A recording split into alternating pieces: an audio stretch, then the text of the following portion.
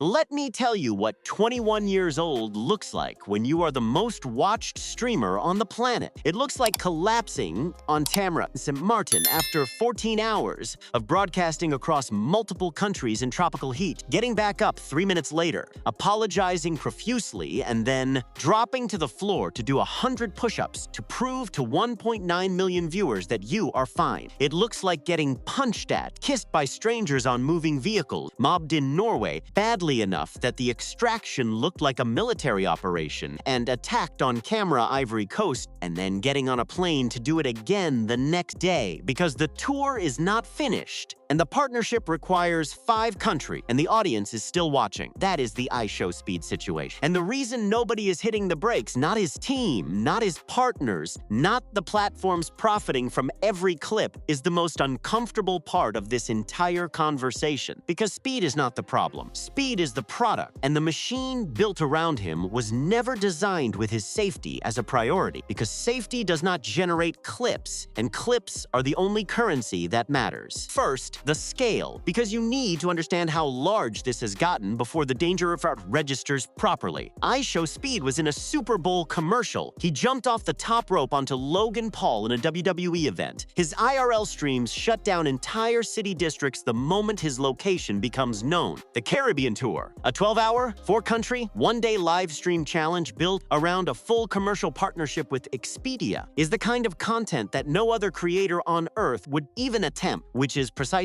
why it happened. Because the format demands escalation. Every stream has to be bigger than the last one. Every tour has to cover more ground, hit more countries, draw larger crowds, and generate more clips than whatever came before it. That is not a creative choice anymore. That is a structural requirement built into the entire premise of his brand. And that requirement does not pause when his body starts sending distress signals. Within 24 hours of the Caribbean tour beginning, Speed collapsed on stream in St. Martin. Full collapse. Not a stumble, not a dramatic moment played for content. His body gave out. 14 hours of broadcasting, multiple inter-island flights, tropical outdoor conditions, probable dehydration, and the kind of sustained crowd exposure that produces anxiety in ordinary people just from watching it on a screen. He admitted it himself in real time. My body kind of shutting down, but I got to make it 5 countries, and then he kept going. Within days of the collapse, the same tour produced 2 entirely different categories of dangerous incident. In Puerto Rico, a fan interactions escalated into a hard punch that sent someone stumbling backward. In the Dominican Republic, a separate exchange ended with what appeared to be a low blow. Also in the Dominican Republic, a fan clung to the side of a moving vehicle and attempted an unwanted kiss on stream while Speed was in motion. Security intervened immediately. You could see on his face that it genuinely rattled him, as it should, because that is not a chaotic fan moment. That is a stranger physically breaching your personal space on a moving vehicle in front of nearly 2 million people. And there is no version of that scenario where the outcome is guaranteed to be okay. 3 completely different incident categories in 1 week. Exhaustion collapse. Fan contact turning physically dangerous. Personal space violation involving a moving vehicle in motion. That is not a bad stretch of luck. That is what happens when your content format is built on compressed travel, open public access, zero buffer between you and the audience, and the structural impossibility of slowing down once the machine is running. And here is the part that the clip culture around Speed consistently misses, because clipping the chaos is considerably more engaging than analyzing the pattern that produces it. This is not new. This has been escalating for years, and the Caribbean tour is just the latest chapter in a progression that has been moving in one direction since he started taking cameras outside. It started self-contained. Fireworks in his bedroom. Fire department response. Elephant toothpaste experiment filling his room with chemical fumes. Paramedics on scene, oxygen administered. These incidents are contained because the ceiling on how badly they go is relatively low. It is just him in a room. But then the risk moved outside, and outside is where the ceiling disappears. Cheese rolling in Gloucestershire ended in a hospital visit. Norway ended with a mob surge that required what looked like an emergency extraction and resulted in an ankle injury. Speed jumping over moving supercars earned a dangerous activity strike on his chin. Hong Kong, where he was not even doing anything deliberately reckless, saw the city's entire metro system essentially break around him. Police called. Gate damaged. Escalator stopped. Criminal damage report reports filed. A man walked up to him during a dance lesson in the Ivory Coast and attacked him on camera before security intervened. And now the Caribbean, adding collapse, physical fan contact, and moving vehicle violations to a list that was already considerably long. When you lay it out sequentially, it stops looking like a series of unlucky incidents. It starts looking like an inevitable conclusion being approached incrementally, with each tour closing the gap between close call and something permanent. There is also a 2024 peer review